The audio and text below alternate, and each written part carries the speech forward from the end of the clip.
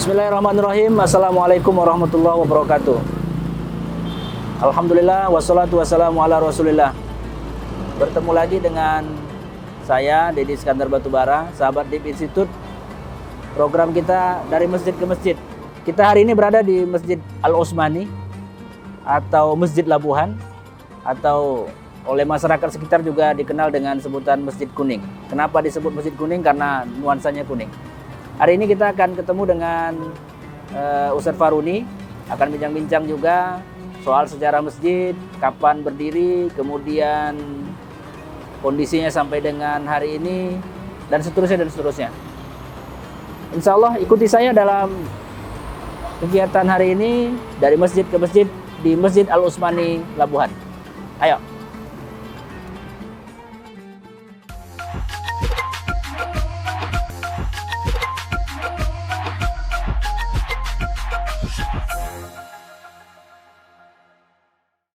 Sekarang ini kita berada di dekat mimbar khotib yang selalu digunakan oleh khotib untuk menyampaikan khutbah atau barangkali ceramah. Ustadz Faruni, boleh cerita nih soal mimbar ini? Mimbar ini Ustadz dibuat pada tahun 1870 di masa Sultan Mahmud Perkasa Alam, seiringan dengan perehaban masjid yang dahulu terbuat dari bahan kayu menjadi permanen yang kita lihat sekarang ini. Jadi material-material yang terbuat dari kayu itu dimanfaatkan untuk membuat mimbar yang seperti ini sampai saat ini dapat kita lihatkan. Oh, berarti ini sisa kayu dari bangunan Benar inti sekali. sebelumnya? Iya, benar. Jadi diolah dengan tenaga-tenaga yang ahli, kayu ulin. Yang luar biasa beratnya nih Ustadz. Oh iya? Iya, kalau diangkat 3 orang tak mampu nih Ustadz. Pernah ditimbang? Wih, luar biasa Ustadz. Biasa ya? Karena mengapa kita katakan berat? Karena tempo hari ada tukang kita untuk membuatkan roda mimbar ini, dalam hitungan hari sudah bengkok roda tadi Ustadz. Saking beratnya lah. Saking beratnya ya? Iya. Corak yang dapat ditampilkan di mimbar ini nuansa bunga Ustaz. Nuansa bunga ya. Mengapa dengan nuansa bunga? Begitulah Islam tuh Ustaz. Kalau bunga ini kamu menunjukkan rasa kecintaan, kebersamaan, harum semerbak begitu. Seolah-olah yang namanya bunga ini, yang namanya manusia suka dengan bunga Ustaz. Begitulah. Berarti boleh kita simpulkan, saya rasa inilah mimbar pertama untuk masjid di Kota Medan. Benar Ustaz. Iya ya? Iya, 1870. 1870 ya? Benar. Jadi sebelum ada mimbar-mimbar yang lain, barangkali inilah mimbar pertama yang ada di Kota Medan yang dipergunakan untuk khutbah, baik pada sholat Jumat maupun sholat-sholat lain yang memerlukan mimbar untuk khutbah.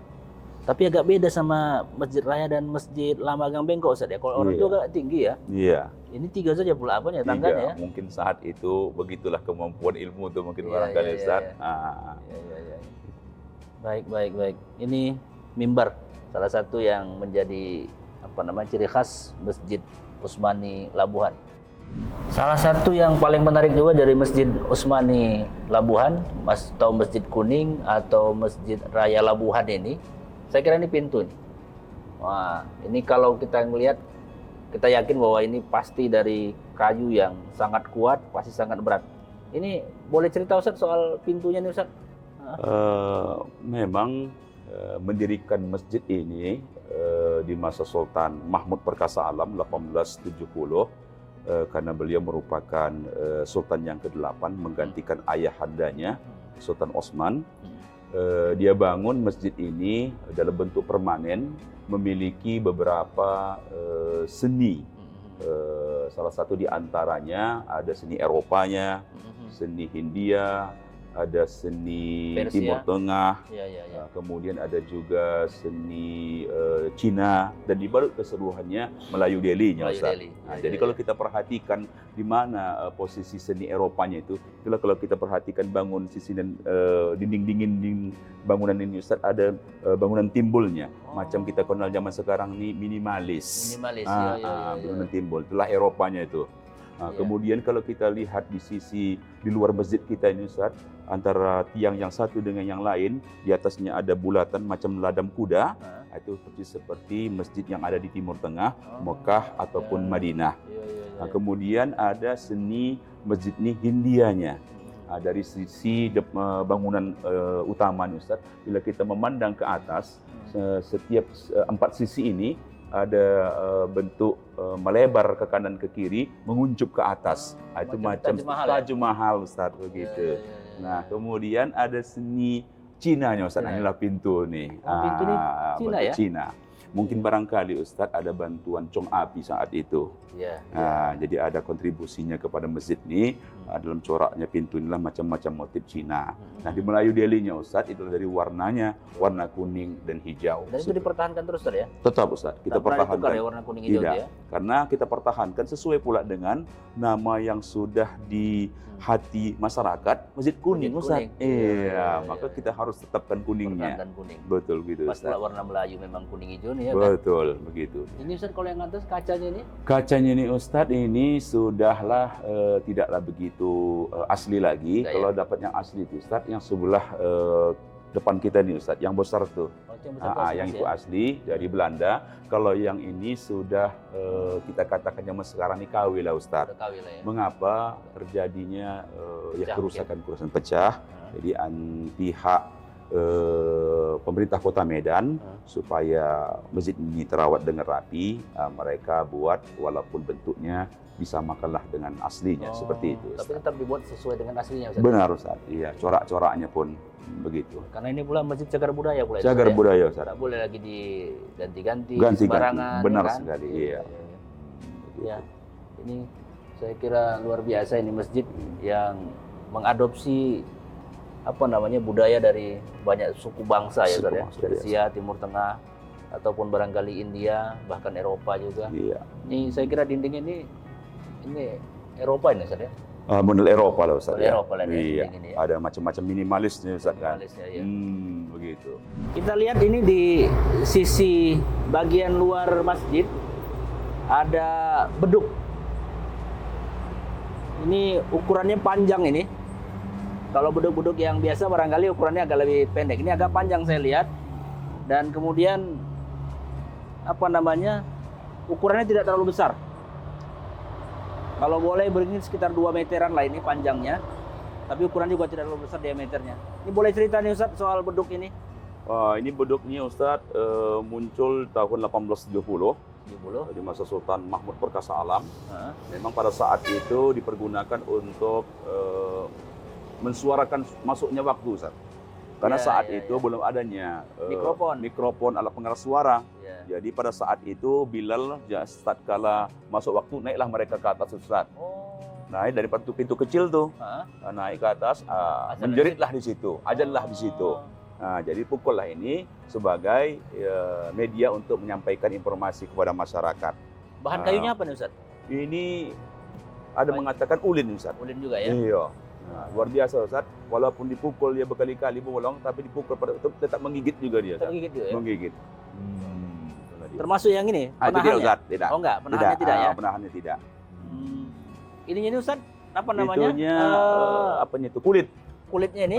Kulitnya ini berganti saja tiap tahun. Itu sesuaikan dengan adanya kurban di masjid kita nih Ustaz. Memang kalau diantaranya kekuatan antara kulit dengan kayu nih lebih cepat rusak nih kulitnya. Kulitnya ya?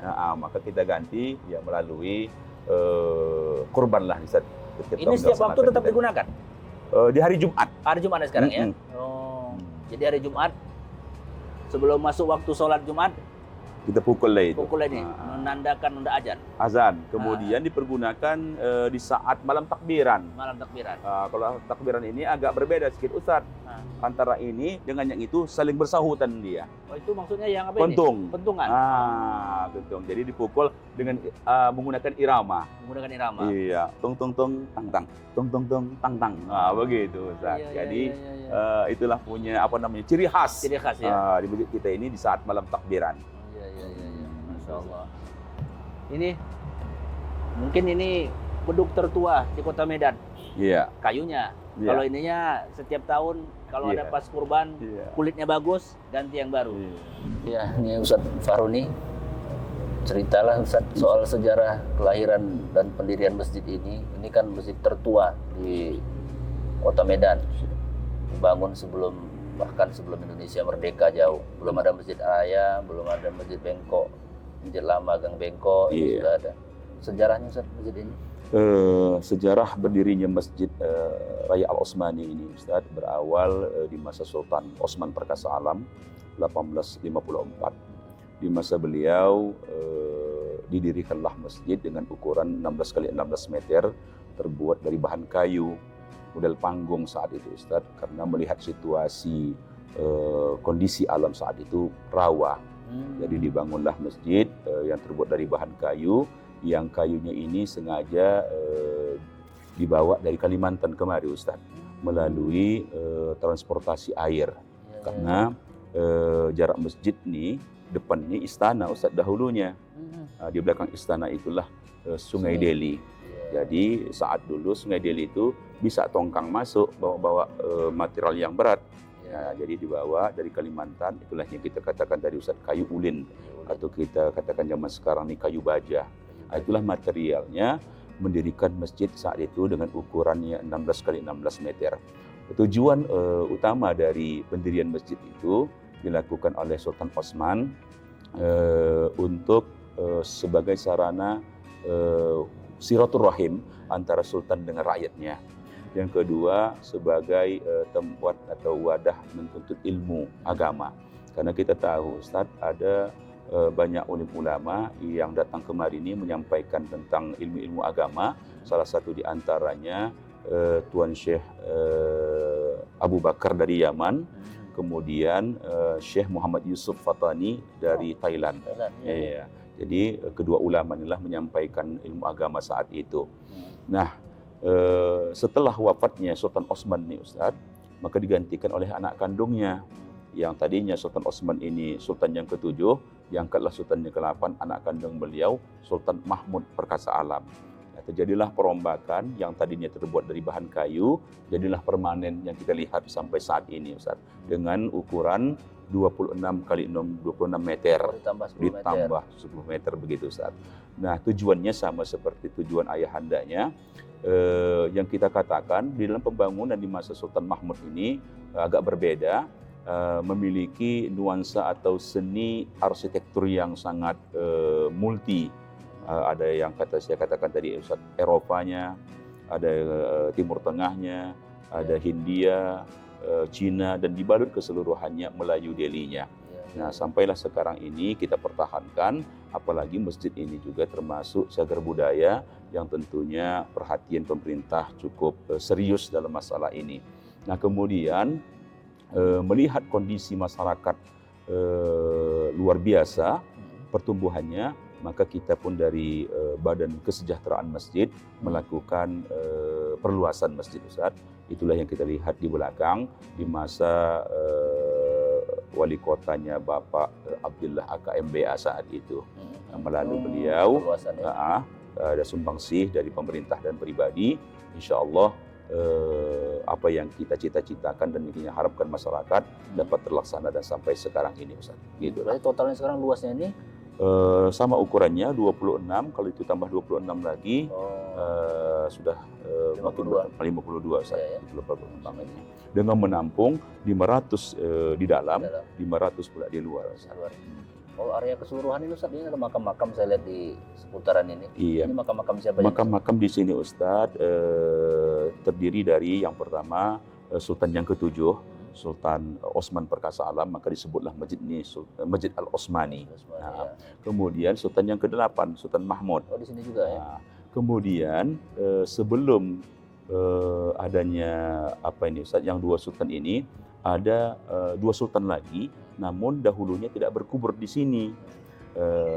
Yang kedua ini sultan yang ke-5 dan ke-6, Sultan Gandar Wahid Magadar Alam, yang ke-6 Sultan Amaluddin Sani Perkasa Alam. Jadi awalnya kedua sultan ini berkubur tak jauh dari masjid kita ini Ustadz, ada dulu namanya Kampung Alai. Kampung Alai, kalau kita lihat di sini Ustadz, dekatnya itu samping kantor pos. Di situ perkampungan dahulunya. Disitulah dikuburkan dua sultan itu. Mengapa terjadi perpindahan kemari? Lantaran di masa wali kotanya Bapak Bakhtiar Ja'far melakukan perluasan Sungai Deli, terkena dia Ustaz. Dipindahkanlah kemari. Jadi akhirnya ada 4. Betul Ustaz, begitulah ceritanya. Di tahun 1988 ya. Iya. Tapi Ustaz, belakangan saya dengar informasi kalau naik rob Belawan sampai juga airnya kemarin Ustaz ya. Alhamdulillah pula Ustaz, lantaran karena kita ini dipecah oleh Sungai Deli, yang di Belawan tuh kan ada titik Sungai Deli itu, itulah yang sebagai penghalangnya Ustaz. Tak begitu kan adalah air itu masuk, tapi bagian yang belakang yang dekat rawa-rawa tuh ada juga lah. Tapi tak boleh sampai ke masjid. Tidak sampai ke masjid. Ini kalau boleh tahu nih Ustaz, berapa banyak nih yang datang berkunjung kemari nih, baik untuk belajar atau studi atau apa gitu, wisatawan. Kalau yang lokal atau yang luar negeri ada juga nggak datang? Kalau dahulunya Ustadz di tahun 1999 masih ada juga lah tempo hari wisatawan itu datang kemari. Saat itu kan dibuka terminal Belawan tuh pelabuhan. Jadi ada juga lah masyarakat ataupun bangsa-bangsa Belanda, Malaysia datang kemari ini singgah juga lah untuk kemari. Nah, namun karena pelabuhan dalam artian ditutup transportasi untuk wisatawan melalui jalur laut, kebanyakan melalui udara, itu juga lah Ustaz, mungkin berkuranglah sedikit karena belum ada pula orang yang untuk mengakseskan kemari. Itu kita berpikir barangkali jaraknya Ustaz dari Medan itu kemari agak begitu sulit, apalagi kemacetan luar biasa. 20 km dari Kota Medan. Benar. Nah, jadi itu juga lah barangkali sebagai sebab tak begitu banyak lagi lah wisatawan itu kemari. Namun Ustaz, masjid kita ini terbuka kepada masyarakat, artinya sekolah-sekolah yang ingin melaksanakan kegiatan keagamaan silahkan dipergunakan mi'raj, maulid atau lain sebagainya. Tetap kita fasilitas itu. Kemarin saya acara Al-Wasdiyah dari sini kemarin. Benar Ustaz, begitulah termasuklah itu. Terakhir ini, apalah harapan Ustaz untuk keberadaan masjid kita ini? Harapan saya Ustaz kepada masyarakat Kota Medan, mari kita sama-sama makmurkan masjid kita ini, gunakanlah masjid ini sesuai dengan layaknya ibadah dan juga membicarakan tentang perekonomian, juga masalah keumatan. Jadikan masjid ini benar-benar berfungsi dan benar-benar tersentuh kepada masyarakat. Dan juga beberapa pemerintah Kota Medan berikanlah perhatian penuh kepada masjid kita ini, karena masjid ini merupakan cagar budaya yang patut dilindungi dan dilestarikan. Baik, sahabat DIP dimanapun berada, masjid bersejarah, masjid pertama di Kota Medan, harus jadi destinasi utama sesungguhnya bagi pariwisata, terutama pariwisata keagamaan di Kota Medan.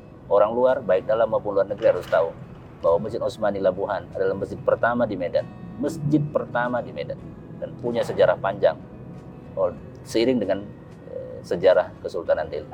Dari Masjid Utsmani, dari Masjid Labuhan, dari Masjid Kuning di kawasan Medan Labuhan, saya Deddy Iskandar Batubara bersama dengan Ustadz Fahroni. Mohon izin. Assalamualaikum warahmatullahi wabarakatuh. Waalaikumsalam.